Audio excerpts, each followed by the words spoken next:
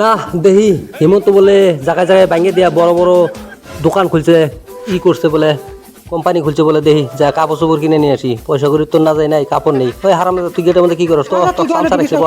হারাম দাদা একটা লাত্তি দামে এলাম মুখ যা।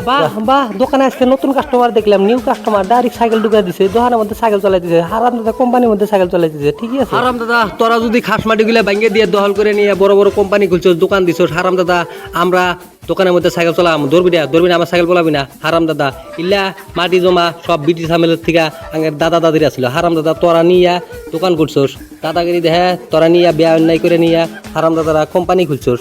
হারাম দাদা পয়সার লোভে খালি তোরা ভুল পত্রের মানুষের হাতে সাত দেশ। খোল এটা সব খোল হারাম দাদা খোল। নেন ভাই নেন, দেন আপনার 15 পছন্দ নিয়ে যান, হাল্লা করেন না। তাও নেন এনে মেলা কাস্টমার আছে, হাল্লা করলে আর আঙ্গেরে বেয়া অন্যায়ের কথা আঙ্গের খারাপ কাম ফাঁস হয়ে যাবো। নেন আমরা আসলে অন্যায় করছি, নেন নিয়ে যান। যা তোকে মাফ করে দিলাম, ভুল স্বীকার করছিস, মাফ করলাম। ব্যাগটি আছে, খোল আরো দিন দ্বিতীয়তে বলা না। হারাম দাদা ইসুম সরকার তোরা আসর পরে আমরা ওইবার পাই। হারাম দাদা বেশি দাদাগিরি না দেখা, বরিয়া মতো কর্ম সাই করে ঠিক মতো চলে যা।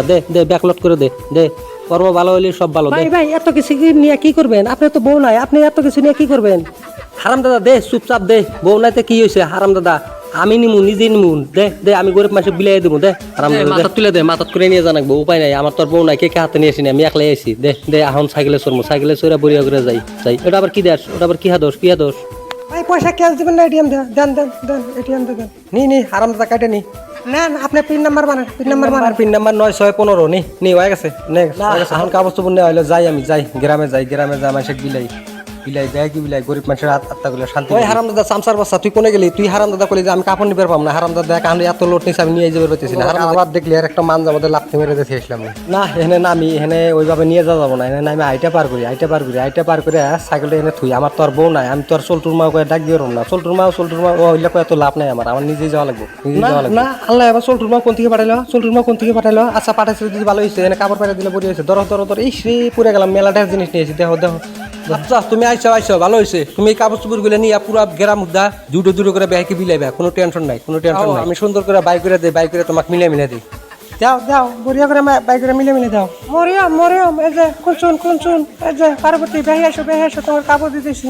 হারাম দাদা বউ পাইলো কোনে? হারাম দাদা কত কেমন সেই করে রাখছি যে হারা বছর 1 লাখ দিন থাকে, হঠাৎ করে বউ পাইলো কোনে? হারাম দাদা তো বিপদে ফেলাইছিলাম আমি। হারাম দাদা ফট করে হয়ে গেছে। না দাদা তোর খবর আমি সব 3 মাস আগে থেকে জানছিলাম, তাও তোর কিছু কই এই জন্য জানি যে আমার বউরা একলাই আইডিয়া আসবো। আমার জামাই আবার যাবাই তাও ঠকাইলো না, মিছে কথা কইলো না, তাও নিলু। হারাম দাদা সুখ দিয়ে আমার খালি কত জ্বলতেছে আর মুসুর